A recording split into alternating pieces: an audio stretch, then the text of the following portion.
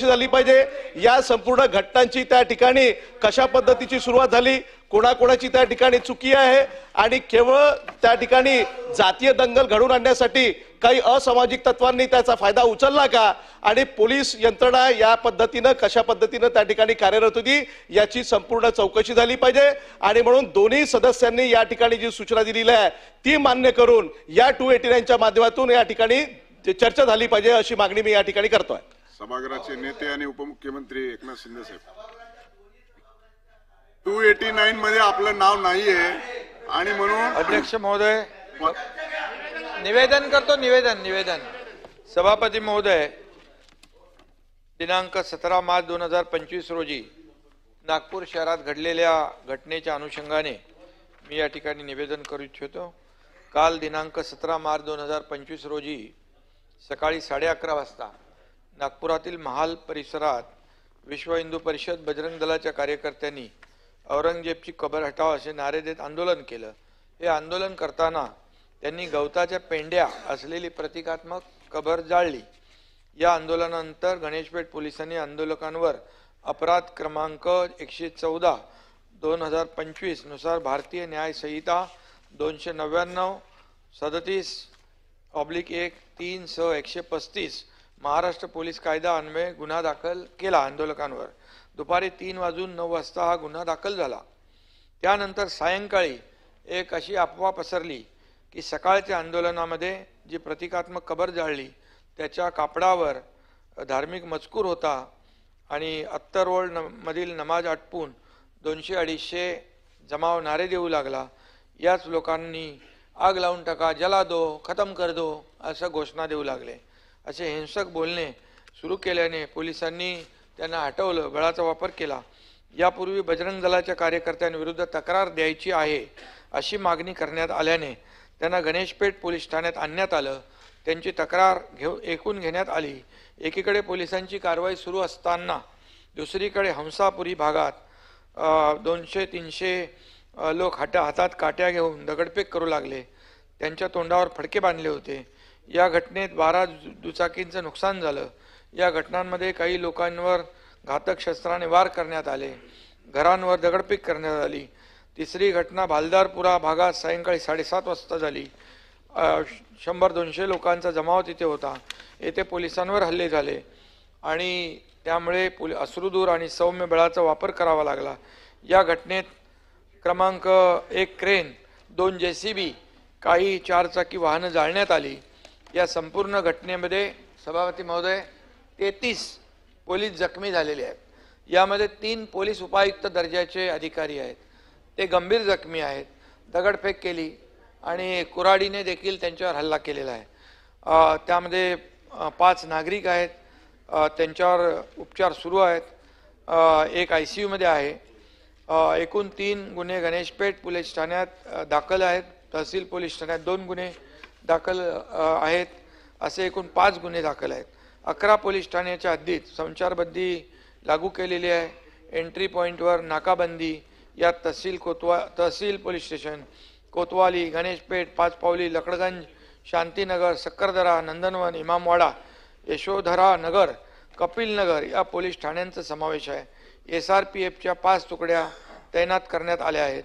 राज्याच्या पोलीस महासंचालकांनी सर्व CP SP यांची VC घेऊन राज्यभर कायदा सुव्यवस्था राखण्याच्या सूचना निर्देश दिलेले आहेत आणि म्हणून झालेली घटना अतिशय गंभीर आहे। निष्पाप नागरिकांवर दगडफेक केली, त्यांच्या घरांवर दगडफेक केली, क्लिनिकवर दगडफेक केली। क्लिनिकमध्ये हॉस्पिटलमध्ये एक 5 वर्षाची मुलगी होती, तिच्यापर्यंत दंगेखोर पोचत होते, वाचली ती।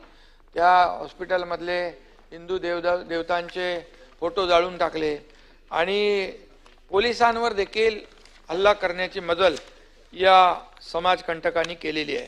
खरं म्हणजे पोलिसांवर हल्ला केलाय, निष्पाप नागरिकांवर हल्ला केलाय, त्यांना कुठल्याही परिस्थितीमध्ये सोडलं जाणार नाही। त्यांच्यावर कठोर कडक कारवाई केली जाईल। या बाबतीमध्ये पोलीस तपास करतायत आणि पोलीस अशा प्रकारच्या घटनांना पूर्णपणे आळा घालणं आणि कायदा सुव्यवस्था राखणं यासाठी आपण सगळ्यांनी त्याला सहकार्य केलं पाहिजे। राज्यातली कायदा सुव्यवस्था अबाधित राहिली पाहिजे, यासाठी आपण सगळ्यांनीच पोलिसांनाही सहकार्य केलं पाहिजे. आणि काही लोक यामध्ये, शेवटी आपलं महाराष्ट्र हे पुरोगामी राज्य आहे, सर्व धर्म एकत्र येऊन काम करतायत आणि या राज्याच्या विकासामध्ये सौहार्दाचं वातावरण आहे. परंतु गेल्या काही दिवसामध्ये ज्या काही, आता ही अफवा सोशल मीडियामध्येच कुणीतरी सोडली आणि या अफवांचे काही बळी ठरून या ठिकाणी अशा प्रकारच्या दुर्दैवी घटना घडत आहेत. म्हणजे सकाळी एक घटना घडली, तिथं पोलिसांनी मध्यस्थी केली, पोलिसांनी ते मिटवलं, दोन्ही समाजाला शांत केलं, शांतता प्रस्थापित झाली. पुन्हा 8 वाजता, संध्याकाळी 8:30 वाजता 2-5 हजाराचा जमाव जमला. 2-5 हजाराचा जमाव जमला आणि त्यांनी डायरेक्ट दगडफेक सुरू केली, तलवारी आणल्या, त्याच्यामध्ये पोलिसांवर हल्ले झाले, पेट्रोल बॉम्ब आणले. हे सगळं पेट्रोल बॉम्ब आणि ह्या सगळ्या गोष्टी अशा एकाएक येत नसतात. त्यामुळे हा पूर्णपणे एक नियोजनबद्ध, पूर्वनियोजित अशा प्रकारचा कट करून हा हल्ला झाला. ही दुर्दैवी घटना आहे. खरं म्हणजे मगाशी म्हणाले आपले आमदार, नागपूर हे शांतताप्रिय शहर आहे आणि त्या शहरामध्ये अशा प्रकारचं गालबोट लावणं हे देखील अतिशय दुर्दैवी आहे. आणि त्या ठिकाणी मी देखील माहिती घेतली, मी देखील पोलिसांशी बोललो, कमिशनरशी बोललो, अधिक आणि दुसऱ्या तिथल्या लोकांच्याशी बोललो. त्या ठिकाणी देखील पोलिसांच्या गाड्यांवर हल्ले केले. फायर ब्रिगेडची गाडी आली, ती देखील जाळून टाकली.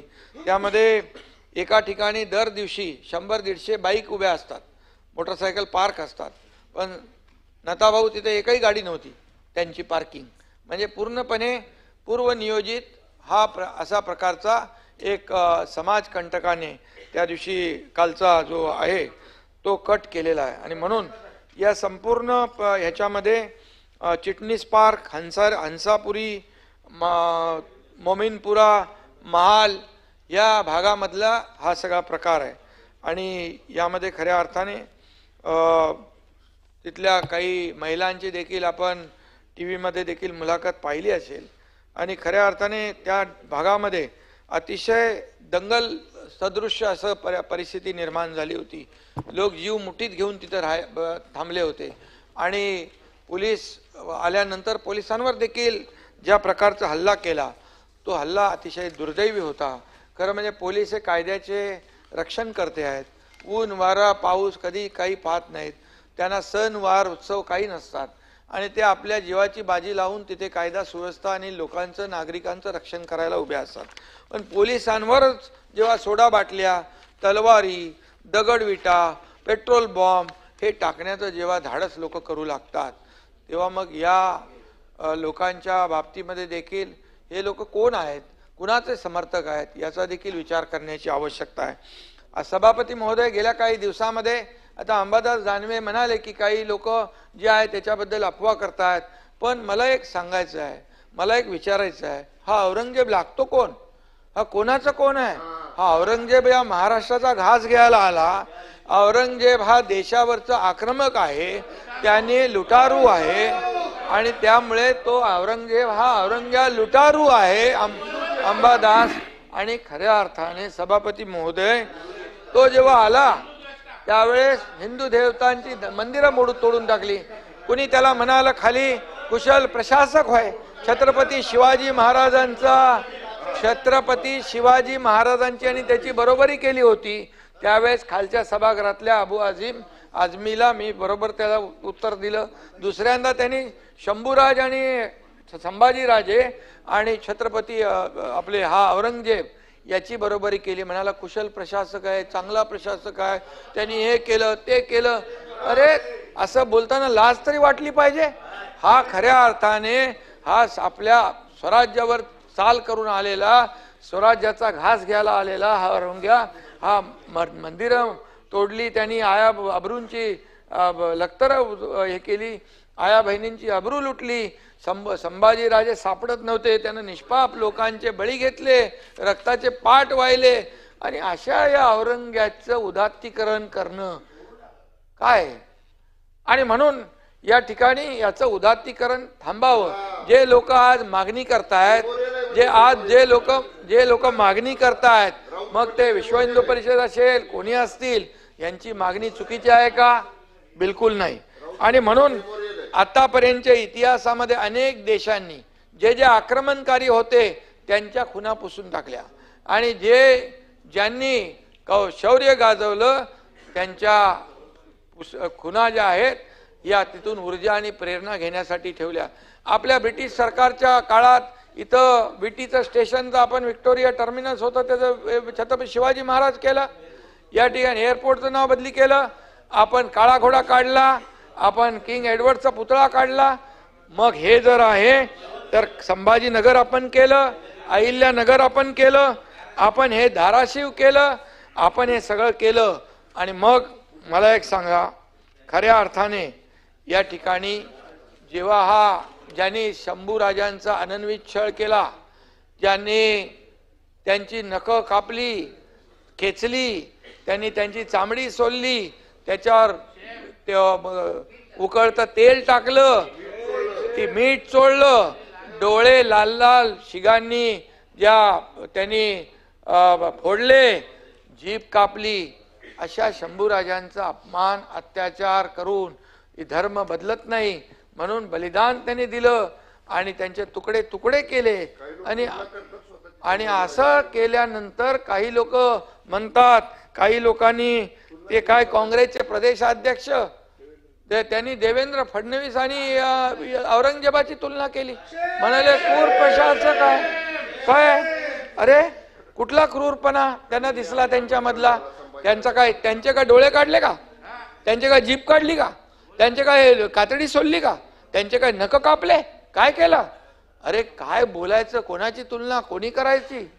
आणि म्हणून माझं सभापती महोदय एवढंच म्हणणं आहे की या ठिकाणी जे औरंग्याचं उदात्तीकरण करतायत ते थांबलं पाहिजे. आणि ज्यांनी उदात्तीकरण खाली केलं त्यांना निलंबित करण्याचं काम केलंय सरकारने, त्यांच्यावर गुन्हा दाखल केलाय. आणि खऱ्या अर्थाने यामध्ये औरंगजेबाने तुमचा पण छळ झालाय का? आणि सभापती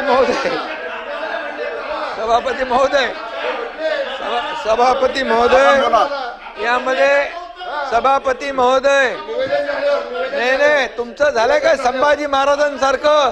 तुमचे काय नाही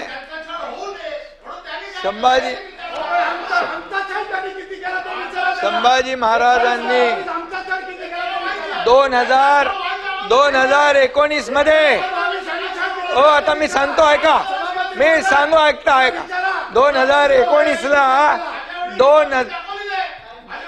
यांचे प्रमुखपण मोदी साहेबांना जाऊन भेटले. मला माफ करा, मोदी साहेबांना भेटले, मला म्हणाले आम्ही पुन्हा येतो. इकडे येऊन पलटी मारली. तुम्ही पण गेले होते. तुम्हाला जेव्हा नोटीस आली तेव्हा तुम्ही गेले होते आणि तुम्ही म्हणाले मला याच्यातून सोडवा.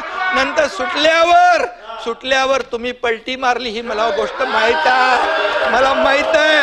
आणि म्हणून सांगतो तुम्हाला, आम्ही जे केलं ते खुलेआम केलं. आम्ही लपून छपून गेलो नाही. जे केलं, जेव्हा शिवसेना धोक्यात आली, धनुष्यबाण धोक्यात आला, बाळासाहेबांचे विचार धोक्यात आले, हिंदुत्व धोक्यात आलं, तुम्ही औरंगजेबी विचार स्वीकारले, त्यावेळेस आम्ही सरकार पलटी केलं. तुमचा टांगा पलटी करून टाकला. अरे शेर का, अरे त्याला वाघाचं हे करायला वाघाचं काळीज लागतं. अरे लांडगा वाघाचं कांदडं पाकून, एक मिनिट, लांडगा वाघाचं कातडं पांघरून वाघ होऊ शकत नाही. याला वाघाचं काळीज लागतं. शेर का बच्चा खुलेआम किया. हिम्मत है तुम्हारे में? अरे जनता ने तुम्हारे को दिखाई दिया, जनता ने दिखाया, तुम्हारी जगह दिखा दी। तुम्हाला विधानसभेच्या जागा 100 लढवल्या, 20 जिंकल्या, या पठ्ठ्याने 80 लढवल्या, 60 जिंकल्या। अरे तुम्ही काय लढवणार? तुम्हाला भूमिका बदलली। यांनी शिवाजी महाराजांची भूमिका बदलली, बाळासाहेबांची भूमिका बदलली। तुम्ही हिंदुत्वाचे विचार सोडले म्हणून घरकाना घाटका झाले, घरकाना घाटका, इधर कभी नाही उधर कभी नाही। आणि म्हणून परब साहेब, तुमचा इतिहास मला माहित आहे, मला बोलायला लावू नका, मला बोलायला लावू नका। मी बोलत नाही, मी कधीही कमरेच्या खाली वार करत नाही, मला सगळं माहित आहे, अंडी पिल्ली सगळी माहित आहे, कोण कुठे गेला, कशाला गेला हेही मला माहित आहे। हा एकनाथ शिंदे ज्यांनी केलं, खुलेआम केलं, खुलेआम। मी तुमच्या पक्षप्रमुखांना सांगितलं होतं, तुम्ही आता शिवसेना आणि भाजप युती करा। मी मुख्यमंत्री होणार होतो, 5 वेळा सांगितलं। का मुख्यमंत्री पदाच्या खुर्चीमध्ये एवढा मोह झाला? का झाला? का झाला? जे बाळासाहेबांनी सांगितलं होतं करू नका, काँग्रेस बरोबर जाऊ नका, तुम्ही का गेले? मोहापायी, सत्तेसाठी। मग मोह कोणाचा? अरे आम्ही तर सत्तेवर लात मारली, आम्ही तर मंत्रीपद सोडलं 8 लोकांनी। तुम्ही सोडणार का मंत्रीपद? आम्ही मंत्रीपद सोडलं 8 मंत्र्यांनी।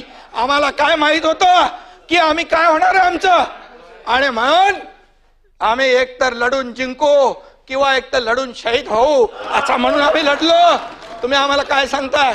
आणि म्हणून परब साहेब, तुम्हाला तुमचा माझा काय वाद नाहीये, पण तुम्ही एकच आहे, जे बोलाल की तुम्ही नोटीसला जाऊ घाबरून पळाले, हे पळाले, ते पळाले, आतलं मला सगळं माहित आहे। कुणाची नोटीस थांबवायला काय काय केलं सगळं मला माहित आहे, त्याच्यावर तुम्ही जाऊ नका। तुम्ही फक्त बघा, मी तुम्हाला काय म्हणालो? नाही, सभागृहामध्ये तुम्ही देखील काहीतरी बोलला होता, असं मी बोललो। काय? कशावर? छळ छळ छळ छळ झाला। तुम्ही इथं बोलले होते ना, बसून बोलू नका। संभाजीराजे, मी काँग्रेस प्रदेशाध्यक्ष आणि देवेंद्र फडणवीसांच्या बद्दल बोललो की त्यांनी म्हणाले की औरंगजेबासारखा क्रूर प्रशासक मुख्यमंत्री आहेत। मी त्याच्यावर सुरू केलं ते, म्हणजे मी बोललो त्यांचे काय डोळे काढले, त्यांची काय जीभ छाटली, त्यांची काय नख उपटली, त्यांची काय कातडी सोडली? काय केलं देवेंद्र फडणवीसांनी, मुख्यमंत्र्यांनी काय केलं? सोलायला पाहिजे होती। आणि मग मी म्हणालो आणखी कोणाचा तुमचाही छळ झाला? तुम्ही जेव्हा उठायला उभे राहिले तेव्हा मी बोललो तुमचाही छळ झालाय का? तुम्ही जेव्हा असं नाही, तुम्ही जेव्हा उठायला बोलायला उभे राहिले, त्यामुळे मी सांगतो, तुमचं नाव नाही घेतलं मी बघा, आणि म्हणून मी सांगतो, मी जे करतो, प्रसाद लाड खाली बसा। सभापती महोदय, मला कोणाच्या बद्दल काही कधीही, मला जोपर्यंत कोणी डिवचत नाही तोपर्यंत मी कुणाची कळ काढत नाही। परंतु मला मात्र डिवचल्यानंतर माझ्या अस्तित्वाला जर कोणी चॅलेंज केला तर मी जे आहे सभापती महोदय खुलेआम करतो। कधी लपून छपून मी काय केलेलं नाही। जे केलं ते दुनियाने बघितलं, एका राज्याने नाही, देशाने नाही, जगातल्या 33 देशाने त्याची नोंद घेतली। कोण आहे? एकनाथ शिंदे। मी तर बोललो एक मी छोटा कार्यकर्ता आहे, बाळासाहेबांचा कार्यकर्ता, आनंद दिघे साहेबांचा शिवसैनिक आहे। पण जेव्हा मला तुम्ही हलक्यात घेतलं त्यावेळेस मग मी केलं। आणि म्हणून सचिन भाऊ, तुम्हालाही बरंच काय माहित आहे, तुम्ही शांत राहा। आणि म्हणून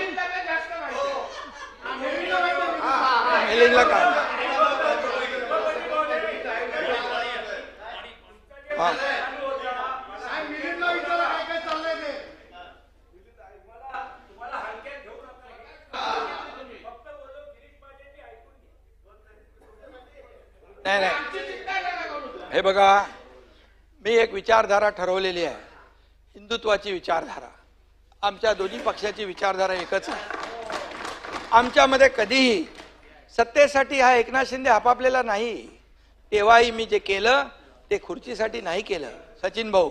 त्यावेळेस मलाही माहित नव्हतं की मुख्यमंत्री होईल. आताही तुम्हाला माहित आहे की या वेळेस देखील मी स्वतः आदरणीय प्रधानमंत्री महोदयांना फोन करून सांगितलं, तुम्ही निर्णय घ्या, एकनाथ शिंदे तुमच्या बरोबर आहे. अमित भाईंना मी सांगितलं, मी खुर्चीसाठी नाही हो, खुर्ची शोधत नाही. मी खुर्चीच्या मागे बसलेला माणूस, त्याचे प्रश्न, त्याचं दुःख आणि अडचणी समजून घेणारा एकनाथ शिंदे आहे, खुर्ची शोधणारा नाही. आणि म्हणून मी राजकीय नाही आहे, मी हार्डकोर पॉलिटिशियन नाही आहे, मी समाजकारणी आहे, मी एक सर्वसामान्य माणूस आहे. म्हणून मी कधी कोणाच्या वाटेला जात नाही. मी इथे बोललो, इथे विसरून जातो. मनामध्ये मी कधी गुस्सा ठेवत नाही, नाहीतर मी मुख्यमंत्री झालो नसतो. आणि म्हणून मी एवढंच आपल्याला सांगतो की सभापती महोदय, नागपूरची झालेली घटना जी आहे, औरंगजेबाचं उदात्तीकरण कुणी करता कामा नये. औरंगजेब हा आपल्या राज्याला लागलेला कलंक आहे. आणि म्हणून अमेरिकेने देखील तालिबान का कोण तो, त्याला त्याचा थडगा आणि कबर होऊ नये म्हणून ओसामा त्याला समुद्रात टाकला होता, बुडाला, म्हणजे त्याचं होऊ नये.